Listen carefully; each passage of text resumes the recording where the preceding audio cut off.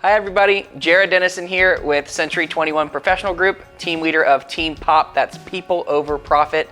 Welcome to Realities of Real Estate. Today, we're gonna be talking about new construction.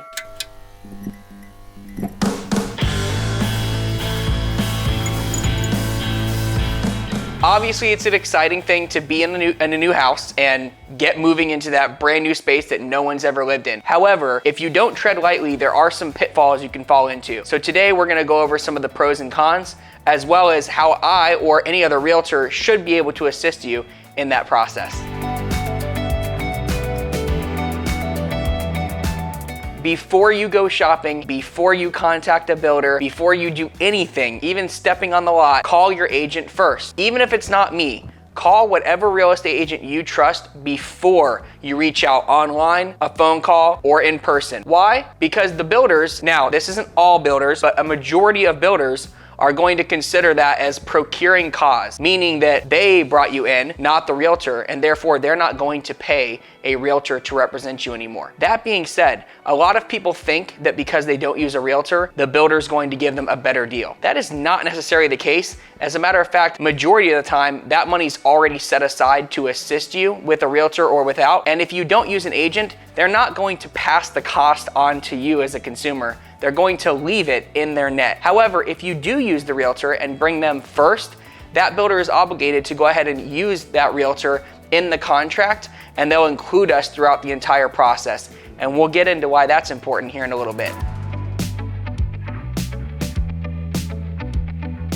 It's important to know your different builders. There are, of course, different builders for different price points. However, on top of that, you need to decide if you want a certain home style. Do you want a tract builder where all the homes look relatively similar? Are you looking for a very customized home on its own parcel of land? Or are you looking for something in between, maybe a higher level home with some space and some room and different elevations, and elevations means the front of the home or how it looks, but within a community that's still relatively the same.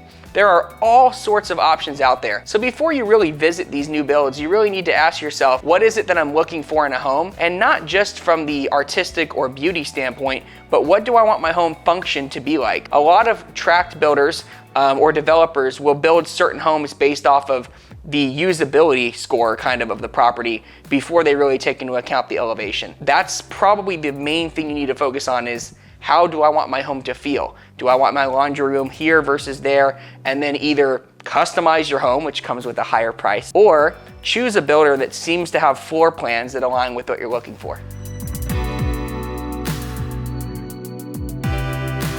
Step 3, this is where things get fun. Tour the houses. Of course, that being said, what should you be looking for or asking while you're touring these houses? One of the things we like to do as agents is ask what's included and what's not included in the house. Of course, they're going to show you the model home. The model home, for example, could be a base price of $350,000 or $400,000, but the model they're showing you could be worth $600,000 or $650,000 in that same scenario. You don't want to fall in love at $650,000 when you can afford $400,000. So before you tour the home, it's important to ask the person who's going to be doing the guide, what is their base model or what does the normal price include? Or if you already have a lot or a home in mind, ask what the basic package is for that home. Some other questions you might want to ask. Does it include appliances? And if they say yes, does that mean refrigerator, dishwasher, range, microwave?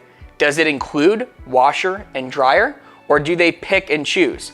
Also, what style of refrigerator, dishwasher, washer, etc.? There are usually multiple packages within the style of the home. While we're on the subject of dishwasher packages or appliance packages, let me back up. I do suggest that you choose the most basic package that is at least stainless steel, meaning something that fits the aura of the home, but do not upgrade to the mega appliance package. Why? Because you're gonna be financing this home for up to 30 years, maybe 15 to 30 years, and appliances simply are not gonna last that long. So you're better off financing the stuff that's in the entire house the whole time and getting your appliances after the fact. Some more questions to ask before you start your tour. Does this home include blinds? Or does it include shutters? Does it include any kind of drapes, rods, etc.? A lot of the new construction homes nowadays will include blinds, but some will not, and if you don't ask, you're not gonna get them. Also, you want to ask about carpet versus tile in the main spaces as well as the bedrooms. The model home will very likely have tile everywhere, but you want to know, where is my tile for my wet spaces? Where is my tile for my living room? What kind of tile are you using for my bedroom? Or are some of those areas carpet? And if so,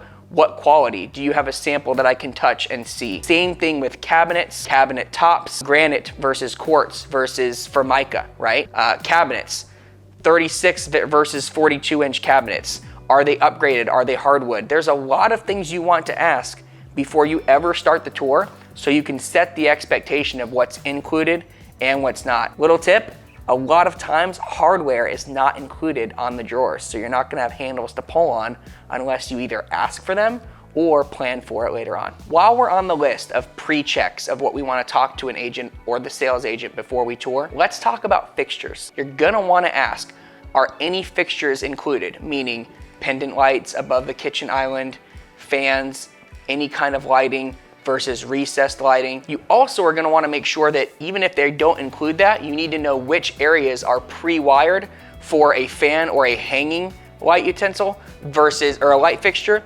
versus just a standard light. Some are gonna be wired, but it's only wired for a can light.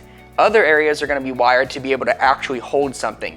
Obviously, you wanna know before you move into your beautiful house and then pay an electrician to come back in and rewire it later on.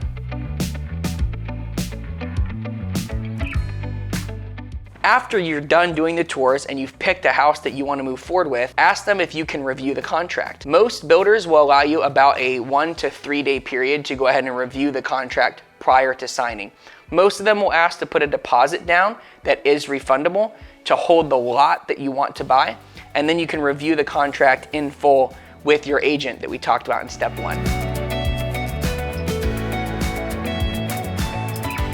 Very early on in the process, once you're under contract, you want to immediately ask how to schedule a separate inspection. You should ask if you can do your own independent inspection, and if they say no, find out why or what the parameters are, and find out how you can get an inspection that's separate from theirs. They're gonna tell you that they have a third-party inspector, but I would submit to you that if they hire someone to do a third-party inspection, it's not really third-party. That being said, I highly recommend you schedule an inspection early on. Of course, there's nothing to really inspect. However, they might want certain information like the name of the company, the insured, like insurance amount that that inspector has, as well as a few other documentations like their tax forms, etc., to prove that they're a legitimate company. And if you get that stuff in early on, then when it comes time to do a pre-drywall walkthrough of the home and an inspection, you're gonna be ahead of the game versus delayed. You're gonna usually do a 3 or a 2-step process. You're either going to do something that's before the slab is poured, so they can actually check everything like the plumbing and everything that's underground before a slab is poured over it. Then you can do a pre-drywall inspection, which is while the wood framing is up, the AC's in, etc., and you can see where all that stuff's gonna be. And then you'll do a post-drywall inspection, which is much closer to the end to make sure that everything is just sealed up properly and working. After inspection, or sometime around that time frame, you're gonna be able to do a final walkthrough with the builder. This is your chance to point out any deficiencies that aren't up to your standard or the builder standards, talk about how to fix those, and then still close on time, either with leftover items to be rushed or get all those items done prior to closing. Also, while you're in that phase, that's where you're gonna be finalizing the contract side with your lender, whether that be with the builder's lender or your own. And there are going to be some strategic advantages in some cases to use a builder lender versus your own. However, even if the builder's lender offers you incentives, you want to shop it against other lenders to see if those incentives are because they're charging you a higher rate or higher fees somewhere else.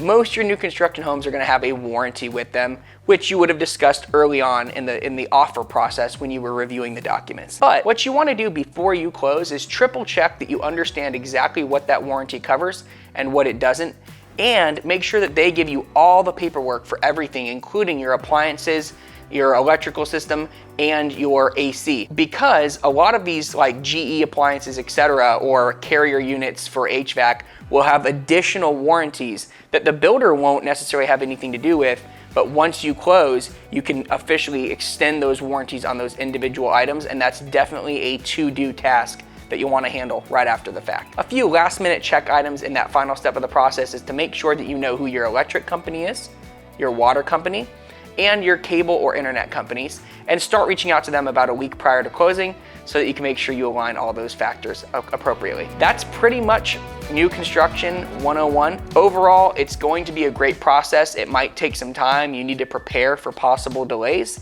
Even if they tell you it's 6 months, be sure that you have a plan of where you could live. But you're gonna have a great time, and as long as you use a realtor, you know you're gonna get protection. I hope you enjoyed today's episode. If you liked it, please give it a like, a comment, let me know what you wanna hear next, and share it with a friend. And as always, thank you so much for joining me.